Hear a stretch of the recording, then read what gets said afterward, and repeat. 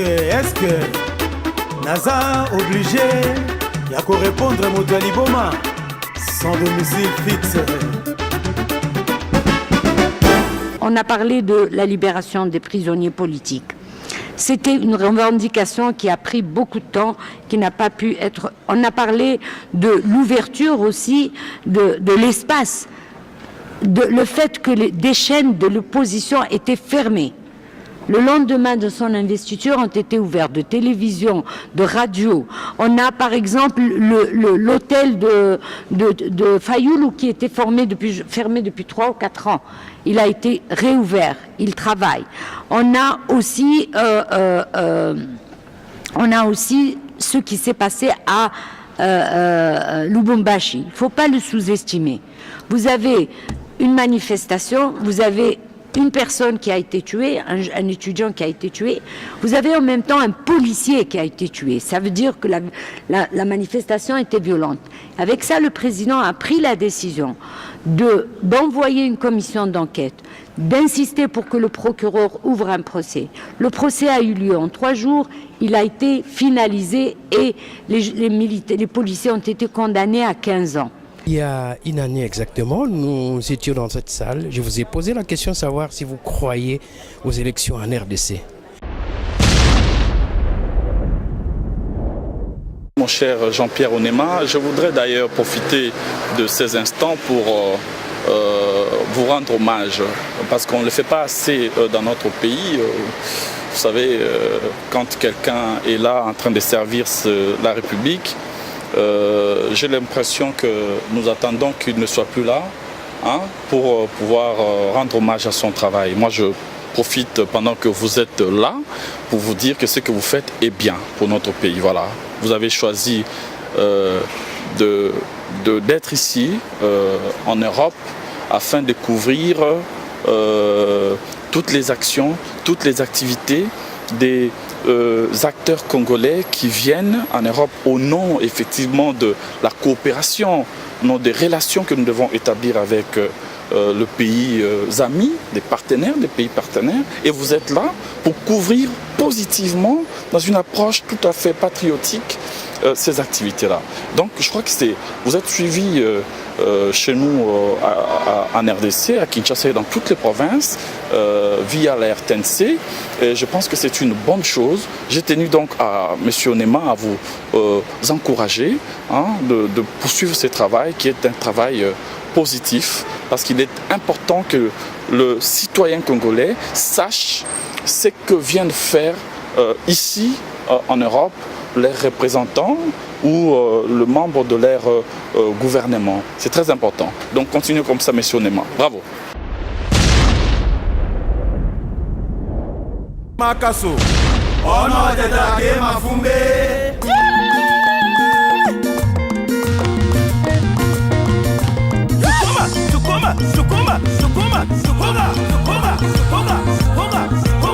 Albert Oyassase Willy Opelela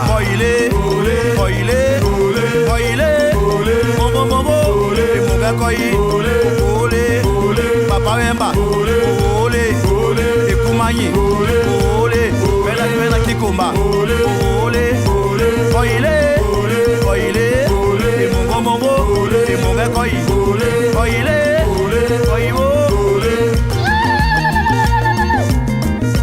Gibicho Owanjo Mamadou Machuya Carlimène Londonien Francis Ebede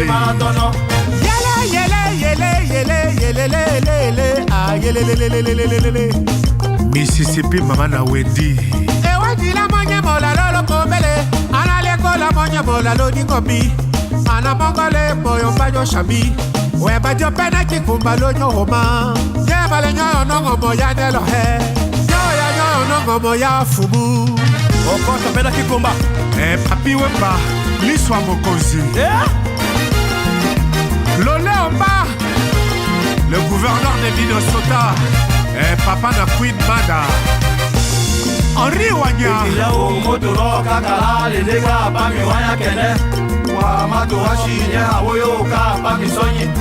Action Zakoto.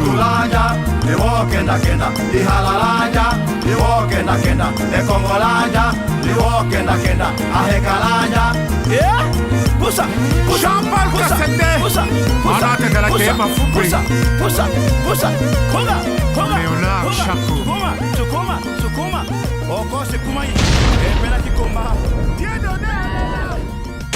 La liste des orateurs est maintenant fermée. Je donne la parole à son Excellence Madame Marie-Ange Moucho-Bekwa, ministre des Droits humains de la République démocratique du Congo.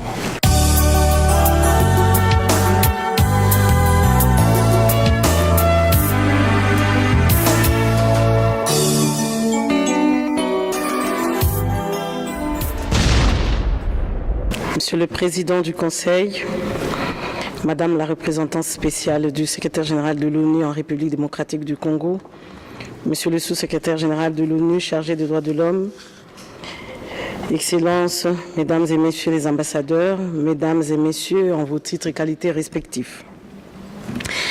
Je suis particulièrement honoré de conduire la délégation de la République démocratique du Congo et de prendre la parole aujourd'hui au nom de mon pays, environ 2 mois après la première passation de pouvoir pacifique en République démocratique du Congo depuis son accession à l'indépendance. En effet, 58 ans après l'accession de notre pays à la souveraineté internationale et à l'autodétermination, un président ayant achevé ses 2 mandats autorisés par la Constitution, Joseph Kabila, a non seulement réussi à organiser des élections présidentielles, législatives nationales et provinciales le même jour, sur fonds propres de l'État congolais, mais aussi et surtout a reconnu l'échec du dauphin qu'il avait désigné dans son propre camp et a accepté humblement la victoire d'un candidat de l'opposition, Félix-Antoine Tshisekedi, et a accepté de lui céder pacifiquement le fauteuil de président de la République démocratique du Congo de la manière la plus civilisée. Une première en Afrique centrale et nous en sommes fiers. C'est donc ici l'occasion de rendre un hommage mérité à l'ex-président Joseph Kabila qui a tout accepté.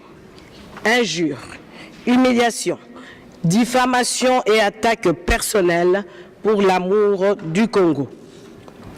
Un vibrant hommage également au président Félix-Antoine Tshisekedi qui a accédé à la magistrature suprême par la plus grande porte, celle des élections libres et crédibles après une longue lutte et qui, dès son entrée en fonction, a lancé un message d'apaisement envers ses 2 principaux rivaux à la présidentielle, à savoir Martin Fayoulou et Emmanuel Ramazani Shadari, en leur tendant une main fraternelle pour participer à la reconstruction de la République démocratique du Congo. Le président Félix-Antoine Tshisekedi a également souligné dès le début que la promotion et la protection des droits de l'homme en République démocratique du Congo sera une de ses principales priorités. Pour joindre la parole à l'acte, il a levé la mesure d'interdiction des manifestations sur la place publique. Désormais, même les manifestations tenues par son principal challenger à la présidentielle, à savoir Martin Fayoulou, sont diffusées à la radio-télévision nationale congolaise ainsi que dans d'autres médias de l'État. Une mesure de grâce a été également prise dernièrement par le président Félix-Antoine Tshisekedi en faveur de 700 détenus qui ne méritaient plus de rester en prison, parmi lesquels certains acteurs politiques bien connus. Le chef de l'État a également demandé à tous les Congolais qui vivent à l'étranger contre leur propre gré et qui souhaiteraient regagner leur patrie d'y revenir sans aucune crainte. Cependant, Pour ceux qui sont poursuivis pour des faits de droit commun en République démocratique du Congo, ils ont la possibilité de venir se présenter devant le tribunal avec leurs moyens de défense afin que justice leur soit rendue. Mon pays s'engage donc, encore une fois de plus, à continuer de donner le meilleur de lui-même pour améliorer la situation des droits de l'homme à travers tout son territoire.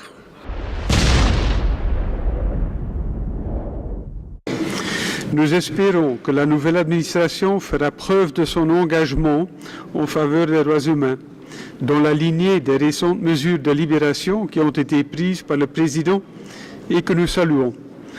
Le lancement de poursuites contre l'ensemble des auteurs des violations commises durant la période électorale, notamment celles commises par les forces de sécurité lors des manifestations post-électorales en janvier de cette année, serait un pas important à cet égard. La Belgique a pris note avec grande préoccupation du rapport concernant les massacres de masse sur le territoire de Yumbi du 16 au 18 décembre 2018, ayant provoqué la mort de plusieurs centaines de personnes.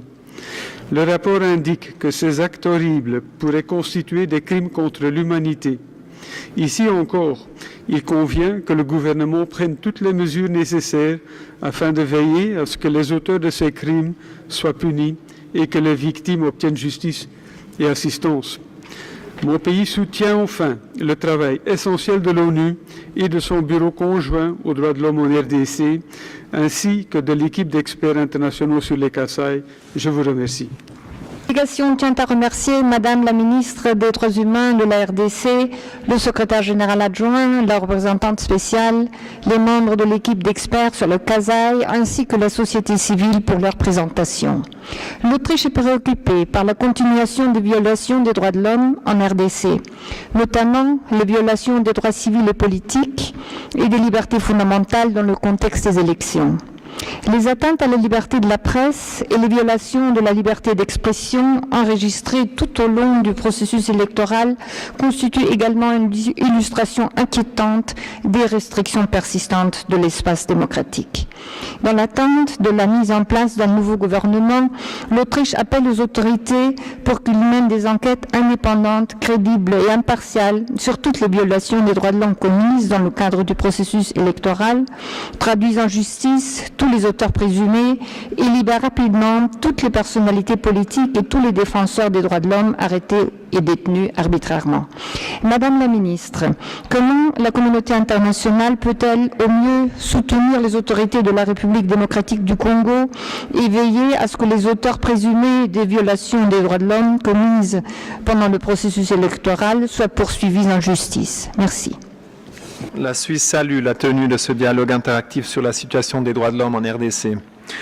Le Bureau conjoint des Nations Unies aux droits de l'homme est une source d'information primordiale et un acteur crucial concernant la situation des droits de l'homme en RDC. Il est fondamental qu'il puisse continuer son travail sur toute l'étendue du territoire de la RDC, même après une réduction du dispositif de la MONUSCO. En 2018, des violations des droits de l'homme et du droit international humanitaire, essentiellement dans les provinces touchées par des conflits armés, continuaient en RDC. La fin de l'année, période sensible autour des élections du 30 décembre 2018, a été particulièrement marquée par une répression violente de la société civile et un usage excessif de la force par les agents de l'État. La Suisse reste ainsi préoccupée par la persistance de la violence dans plusieurs régions du pays. En ce qui concerne les incidents graves de Yumbi, nous appelons le gouvernement de la RDC à initier des efforts de réconciliation entre les deux communautés touchées, à garantir la conduite d'enquêtes indépendantes et impartiales et d'assurer que les auteurs de ces crimes, qui pourraient constituer des crimes contre l'humanité, soient punis. Dans ce cadre, nous souhaiterions demander aux panélistes si des mesures concrètes ont déjà été prises par les autorités afin d'éviter une recrudescence des violences.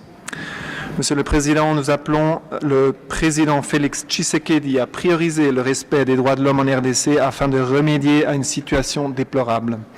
Mettre fin à l'impunité endémique, défendre et promouvoir les droits des femmes et élargir l'espace démocratique devraient figurer parmi les priorités du gouvernement.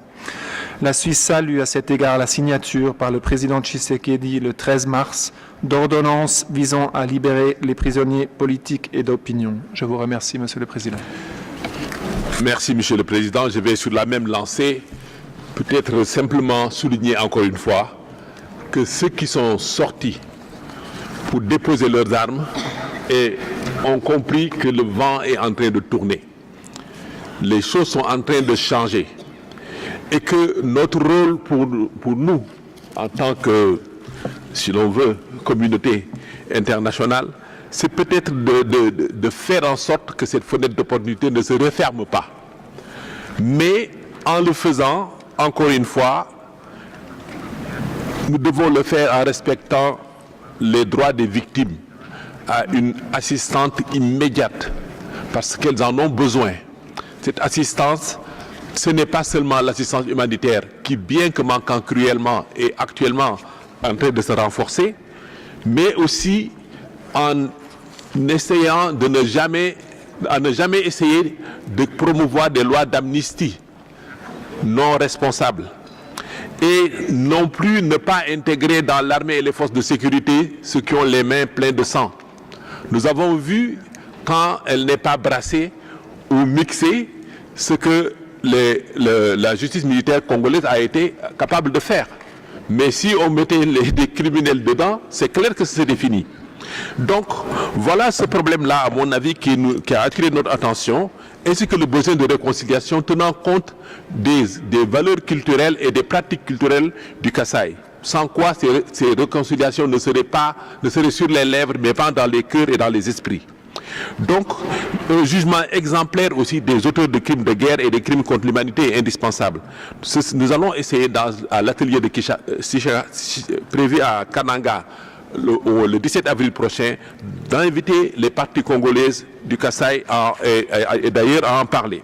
Parce que cette solidarité autour du Kasaï doit être nationale, doit être internationale, doit être régionale, pour ensuite, nous l'espérons, faire tache d'huile dans le reste de la République démocratique du Congo. Merci, Monsieur le Président.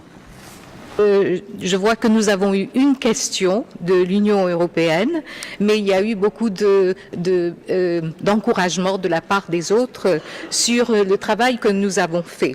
Donc, pour commencer, ce que je voudrais dire, c'est que notre mandat que ce Conseil nous a donné était au fait de faire un suivi, d'évaluer et du soutien et de faire rapport sur la mise en œuvre des recommandations de la première équipe.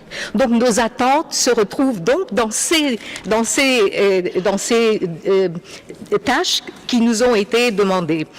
Tout d'abord, peut-être dire que, comme le président de notre groupe a dit, de notre équipe d'experts, c'est qu'il y a eu cette lueur d'espoir que nous avons retrouvée lors de notre dernière visite sur le terrain au Kasaï. Donc, c'est important de dire que nous voudrions voir cette lueur d'espoir se répandre. Et cela se fait aussi par la communication, l'ouverture avec les autorités qui peut-être ne sont pas tout à fait mises en place pour l'instant. Nous voudrions continuer la conversation que nous avons commencée.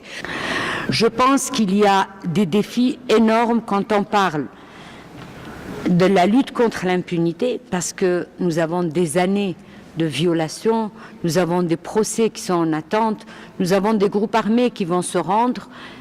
Qu'est-ce qu'on va faire? Comment on peut à la fois travailler pour l'intégration de la majorité dans leur communauté et aider à la réconciliation, parce que ce qui s'est passé, que ce soit dans les Kasaï, que ce soit à Yumbi, que ce soit à Kikwit, que ce soit dans toutes les zones, il y a un travail de réconciliation, mais il y a aussi un travail de justice. Comment on peut, nous, communauté internationale, qui sommes, que ce soit vous, les partenaires, que ce soit le Conseil ici, que ce soit nous, Commission des droits de mission de maintien de la paix, le Bureau des droits de l'homme, comment on peut tous ensemble, on travaille pour renforcer un processus nouveau, parce que les Congolais n'ont pas connu un président qui quitte le pouvoir et qui reste dans le pays et qui est encore là. Ils n'ont pas connu ça. dans leur vie, le président il est tué ou il est chassé. Donc c'est une nouvelle réalité qu'il faut travailler, pour renforcer celui qui prend le pouvoir, veiller à ce que celui qui a quitté aussi prenne de la distance. C'est un travail que nous pouvons tous faire ensemble. Les Congolais ont besoin de ce soutien. Ils ont besoin qu'on renforce les institutions, les fonctions régaliennes de l'État. Et les fonctions régaliennes doivent être renforcées tout en veillant à ce qu'elles soient des institutions qui respectent le droit des citoyens, qui répondent quand ils commettent des violations. Et c'est un processus difficile, mais nous devons l'entamer, travailler avec les institutions. Je crois que le président a pris des mesures, on a parlé de la libération des prisonniers politiques. C'était une revendication qui a pris beaucoup de temps, qui n'a pas pu être... On a parlé de l'ouverture aussi de l'espace, le fait que des chaînes de l'opposition étaient fermées. Le lendemain de son investiture ont été ouverts de télévision, de radio. On a par exemple l'hôtel de Fayoulou qui était fermé depuis 3 ou 4 ans. Il a été réouvert, il travaille. On a aussi ce qui s'est passé à Lubumbashi. Il ne faut pas le sous-estimer. Vous avez une manifestation, vous avez une personne qui a été tuée, un étudiant qui a été tué, vous avez en même temps un policier qui a été tué. Ça veut dire que la manifestation était violente. Avec ça, le président a pris la décision d'envoyer une commission d'enquête, d'insister pour que le procureur ouvre un procès. Le procès a eu lieu en 3 jours, il a été finalisé et les policiers ont été condamnés à 15 ans. Je vous remercie, Monsieur le Président. J'espère pouvoir répondre à toutes les questions en 3 minutes. Mais je voudrais dire que Madame Leila Zerougui a brossé la situation de la République démocratique du Congo, qui est comme elle est. Je pense que le Conseil devrait féliciter les autorités congolaises d'avoir réussi à montrer un bel exemple en Afrique centrale. Tenez par exemple, comme elle a dit, tout ce que j'ai connu moi, vous n'avez pas besoin de connaître mon âge, mais je le dis, j'ai 45 ans. Soit un président est tué, soit on les chasse. J'ai voté pour la première fois en 2006, j'avais 32 ans. Dans d'autres pays, on vote à 18 ans. Le président qui a été élu en 2006 a fait 2 mandats. À l'issue de ces 2 mandats, il a organisé des élections sur fonds propres de l'État congolais, par refus de toute ingérence étrangère dans le processus électoral congolais. Vous n'ignorez pas que dans certaines capitales européennes, on choisissait les candidats qui devaient se présenter à la présidentielle dans notre pays. On avait même déjà élu un président avant les élections. Quel pays peut l'accepter? Nous, nous disons non, nous ne voulons pas. C'est le peuple congolais qui doit décider. Le peuple congolais a élu un nouveau président qui s'appelle Félix Tshisekedi. Le président Joseph Kabila a accepté la défaite de son dauphin qu'il a choisi dans son propre camp. Il a passé le pouvoir pacifiquement à celui qui a gagné, qui s'appelle Félix Tshisekedi. Nous avons entendu certains États crier au scandale et dire que c'était une autre personne qui a été élue. À croire que ces pays-là se sont introduits dans nos machines à voter. Nous disons non, parce que nous avons le devoir et le droit de défendre la souveraineté de notre pays. Ces mêmes États voient des présidents qui sont en fonction depuis que j'ai 6 ans. 6 ans, s'il vous plaît, depuis que j'étais en première primaire, qui sont toujours en fonction, qui ont peut-être même le double de mon âge, bientôt. Vraiment, et ils ne disent rien. Nous disons que tout n'est pas parfait dans notre pays. Mais ce qui s'est passé dans notre pays, l'Afrique ne va jamais l'oublier. Regardez l'opinion de la jeunesse africaine qui applaudit la République démocratique du Congo. Passation pacifique de pouvoir. Désormais, il n'y aura plus de coups d'État en RDC. Le président élu, s'il a la chance de faire 2 mandats, il fera 2 mandats et il partira, passera la main à son successeur par voie pacifique. Il faut applaudir la RDC. Il y a une année exactement, nous étions dans cette salle. Je vous ai posé la question de savoir si vous croyez aux élections en RDC. La société civile, que ce soit la population, que ce soit l'opposition, que ce soit la majorité, chacun y croyait. Ils ont voulu aller à ces élections, ils ont eu lieu. Nous avons eu un transfert de pouvoir qui s'est fait de façon pacifique. Maintenant, il faut renforcer ce processus. Il faut travailler pour que ce ne soit pas une exception, mais un processus qui construit, où les élections ne sont plus un problème, où les élections deviennent juste un processus. Et celui qui termine son mandat, celui qui perd, il rentre chez lui. Et c'est pas la fin du monde. C'est ça le plus important, parce que la stabilité, c'est lorsque les élections deviennent un acte normal, un processus. Le transfert de pouvoir entre un président sortant et un entrant, c'est quelque chose de normal. C'est pas on prend le ventre et on panique et on ne sait pas ce qui va arriver. Et celui qui a peur de ce qui lui arrive après, et celui qui ne sait pas qu'est-ce qui va lui arriver une fois qu'il est au pouvoir ou qu'il le quitte. Je pense que c'est ça le plus important. C'est un enjeu majeur. La situation est encore fragile, mais il faut travailler pour que cela soit derrière nous. Notre émission est en présent terminée. Merci de l'avoir suivi. Rendez-vous dimanche prochain pour un autre numéro. Charlie Moussoamaï Natekaem Bibi Soukou Raga Diao Dimba la princesse Blaise Wanga Boulevard des Stars Hélène Kalemba Brigitte Kiambi Mamina RTNC Mama Wiva Lolo Milolo Mbui Bwebwe Mpaka Ikombe Tata Mapasa Pepito na RTNC 2 Linia Mwana Mama Mipendu Malili na Lucerne Honorable Somida Adieu ma belle-sœur